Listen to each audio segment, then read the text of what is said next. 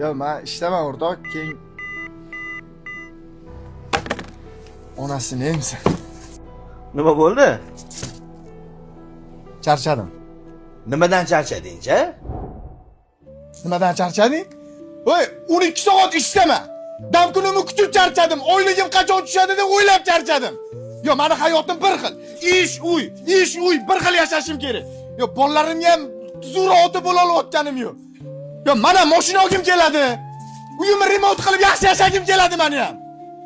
Yo, menda bir xil o'tish kerak hayotim. Og'aynilar, akalarim, uydagilar hayoting qanaqa yaxshimi deganda, hammasi zo'r menda deb aldab yashashdan charchadim. Tushunsanmi? Mana og'aynilarim dachaga ketishdi.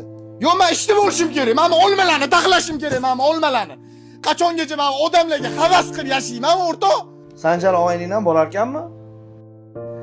Borsa kerak.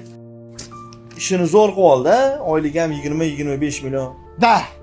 Mana maza qilib yashayapti, o'rtoq, havas qilaman o'sha bolaga. Zo'r mashina oldi. Uylarni ham cho'tki qilib remont qilib oldi. Lekin oilaviy sharoit qanaqaligini bilasam, xotini bilan ajrashdi. Buzuv chiqdi. Farzandini bir haftada bir marta zo'rg'a ko'radi. Adasini mazasi yo'q. Ikkita pochkalari ketgan. Har kuni qon almashtirishga banisaga yuguradi. Shuncha ish ko'rgandan keyin onasini ham mazasi qochadigan bo'lib qo'yadi. Lekin undan ham yaxshimisan deb so'rasang, hammasi zo'r deb aldaydi. Lekin sen aldamayapsan. Senda hammasi zo'r. Rostdan zo'r.